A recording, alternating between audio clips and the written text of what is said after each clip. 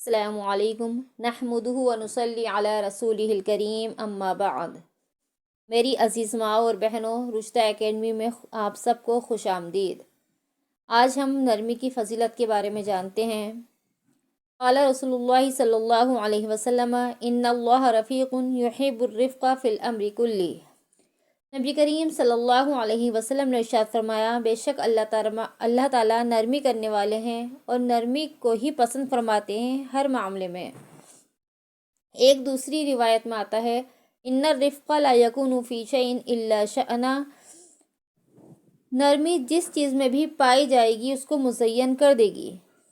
کیا ارشاد فرمایا اس میں آپ نے کہ نرمی کسی بھی چیز میں نہیں ہوتی مگر اس کو وہ خوبصورت بنا دیتی ہے۔ اس کے برخلاف سختی جہاں بھی ہوگی وہ اس کو عیبدار بنا دے گی۔ ایک اور روایت میں آتا ہے کہ اللہ تعالیٰ نرمی پر جو اجر عطا فرماتے ہیں وہ سختی پر نہیں عطا کرتے، اور جب اللہ تعالیٰ کسی بندے سے محبت کرتے ہیں تو اسے نرمی کی صفت سے نوازتے ہیں، اور جس گھر والوں کو نرمی سے محروم کر دیا گیا وہ ایک بڑی نعمت سے محروم کر دیے گئے۔ یہ جو نرمی کی صفت ہے وہ بہت بڑی نعمت ہے، کیونکہ اگر ہم اس سے محروم ہو گئے تو گویا کہ ہر بھلائی سے محروم کر دیے گئے۔ ایک روایت میں آتا ہے، جو مسلمان آسان اور نرم ہو اور مسلمانوں سے قریب ہو تو اللہ تعالیٰ اسے جہنم پر حرام کر دیتے ہیں۔ نرمی حسن اخلاق میں سے ہے، اور جس کے اخلاق اچھے ہوتے ہیں اسے ہی اس صفت سے نوازا جاتا ہے۔ نرمی کے بارے میں بزرگ فرماتے ہیں کہ اگر اس کی کوئی شکل ہوتی تو یہ حور سے زیادہ خوبصورت ہوتی، اور اگر بدصورتی کی کوئی شکل ہوتی تو شیطان سے زیادہ خطرناک ہوتی۔ نرمی سے ہم بات کرتے ہیں تو اس کی مثال ایسے ہی ہے جیسے ہم کسی کو کوئی ہدیہ دے رہے ہیں، تو وہ ہدیہ چاہے اتنا قیمتی نہیں ہو مگر ہم اس کی پیکنگ اچھی کر دیں، ہمارے دینے کا انداز اچھا ہو تو سامنے والے پر اچھا اثر پڑتا ہے۔ اور ایسے ہی اگر ہم نرمی سے بات کر رہے ہیں، چاہے ہماری بات کڑوی بھی ہو مگر ہمارا انداز اچھا ہے، انداز نرم ہے، تو سامنے والا اس کا اثر لے لیتا ہے، اس بات کو ماننے پر تیار ہو جاتا ہے۔ اور اگر ہم کسی کو کوئی چیز دے رہے ہیں، چیز تو بہت قیمتی ہے، ہدیہ ہمارا بہت مہنگا ہے، بہت قیمتی ہے، مگر ہمارا دینے کا انداز اچھا نہیں ہے، اس کی پیکنگ اچھی نہیں ہے، ہم اسے لٹھمار انداز میں دے رہے ہیں، تو کیا ہوتا ہے، اس سے وہ اتنا زیادہ خوش نہیں ہوتا۔ ایسے ہی کسی سے ہم بات تو بہت صحیح بتا رہے ہیں، اسے بہت اچھی بات ہے، مگر ہمارا انداز بہت سخت ہے، بہت لٹ مارے، تو کیا ہوتا ہے، اس سے بھی بعض دفعہ وہ انسان ناراض ہو جاتا ہے، کہتا بھائی کہہ تو صحیح رہتے مگر ان کا انداز دیکھا تھا، انداز کتنا زیادہ خراب تھا۔ تو ہمیں اپنے انداز کو بھی صحیح کرنا ہے، اپنے اندر نرمی کو لے کر آنا ہے۔ جن گھروں میں نرمی ہوتی ہے وہ جنت کا نمونہ بن جاتے ہیں۔ گھروں کو جوڑنے کے لیے، باہمی تعلقات کو نبھانے کے لیے نرمی اور درگزر کا ہونا بہت ضروری ہے۔ مومن کی مثال ایسے پودے سے دی جاتی ہے جسے ہوا کا ایک جھونکا گرا دیتا ہے اور دوسرا جھونکا اٹھا دیتا ہے۔ آندھی طوفان میں وہی پودے قائم رہ سکتے ہیں جن میں نرمی ہو، کیونکہ جب آندھی ہوتی ہے، ہوا کا جھونکا تیز ہوتا ہے تو وہ آگے جھک جاتے ہیں، اور جب ہوا تھم جاتی ہے تو پھر وہ سیدھے کھڑے ہو جاتے ہیں۔ اگر پودے سخت ہوں، ان میں جھکنے کی صلاحیت ہی نہ ہو تو وہ ٹوٹ جائیں گے۔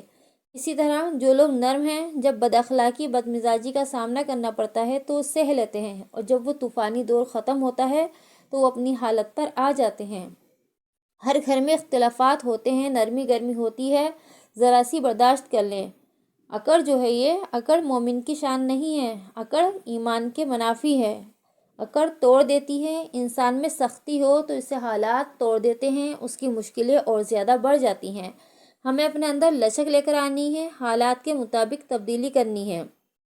لوگوں کو ان کی انا جھکنے نہیں دیتی، انا یعنی تکبر، اپنی بڑائی۔ کچھ لوگ سوچتے ہیں کہ میں تو اس سے عمر میں بڑا ہوں، بھائی میں کیوں جھکوں؟ کوئی کہتا ہے کہ میں تو پیسے میں اتنا بڑا ہوں، اس کی اوقات ہی کیا ہے، اس کے سامنے میں جھکوں گا۔ والدین سوچتے ہیں کہ یہ تو ہماری اولاد ہے، یہ بچے کل کے ہمارے سامنے آج بڑے ہو کر بولیں گے۔ حق بات کرنے والا دیکھیے، چاہے وہ کوئی بھی ہو، چھوٹا ہو یا بڑا ہو، بچے ہوں یا ماں باپ ہوں، مالدار ہو یا غریب ہو، اس میں سب برابر ہیں۔ ہم کسی کی صحیح بات کو مان لیں گے تو اس میں ہماری شان نہیں گھٹ جائے گی۔ دوسرے کی بات کو تسلیم کرنا بھی سیکھیں اور اپنی منوانا بھی سیکھیں۔ اپنی بات نرم انداز کے ساتھ منوائیں، اور دوسرے کی بات اگر حق ہے تو اسے مان لیں۔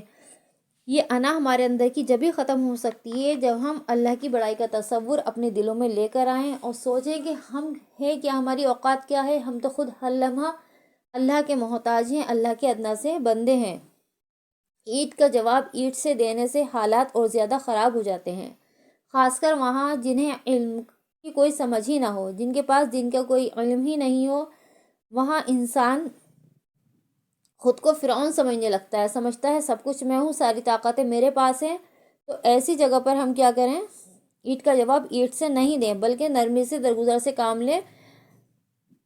نرمی سے ہم دوسروں کا ضمیر جگا سکتے ہیں۔ نرمی بہت بڑا ہتھیار ہے، اس سے ہم لوگوں کے دل جیت سکتے ہیں۔ کتنا ہی بڑا انسان کیوں نہ ہو، ہم آہستہ آہستہ اپنے اچھے اخلاق سے اس کے دل میں جگہ بنا سکتے ہیں۔ مگر کچھ لوگ پتھر سے بھی زیادہ سخت ہوتے ہیں۔ پتھر پہ بھی پانی کی بوندیں پڑتی رہتی ہیں تو وہ اس میں اپنی جگہ بنا لیتی ہے، مگر کچھ لوگ اتنے سخت ہوتے ہیں کہ ان کے ساتھ اچھے انداز سے پیش آتے رہو، ان کے اوپر کوئی اثر نہیں پڑتا، وہ جیسے ہوتے ہیں ویسے ہی رہتے ہیں، کسی کی اچھائیاں ان کے اوپر اثر نہیں کرتی۔ تو بہرحال ہمیں ایسے سنگ دل لوگوں کی ٹینشن نہیں لینی۔ اگر ان کی ٹینشن لیں گے تو ہم خود ڈپریشن کے مریض بن جائیں گے، تو انہیں ہمیں نظر انداز کرنا ہے۔ زندگی میں اور بھی بہت سے کام ہیں ہمارے کرنے کے لیے، تو ہمیں اپنے کاموں پر دھیان دینا ہے۔ جو ایسے فالتو لوگ ہیں جو ہماری بات ماننے کو تیار ہی نہیں ہے، نہ انہیں حق لگتا ہے، تو ایسے لوگوں کی ٹینشن نہیں لیں، بلکہ انہیں ان کے حال پر چھوڑ دیں۔ جب بھی ان سے ملاقات ہو تو بس تھوڑی سی معقول بات کریں، اچھے سے دعا سلام کریں اور اپنے کام سے کام رکھیں۔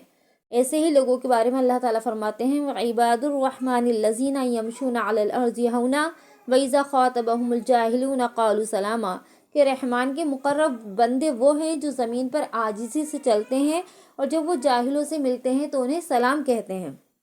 آخر میں دعا ہے کہ اللہ تعالیٰ ہم سب کو علم سے زیادہ عمل، عمل سے زیادہ اخلاص، اخلاص سے زیادہ قبولیت عطا فرمائے۔ آمین یا رب العالمین۔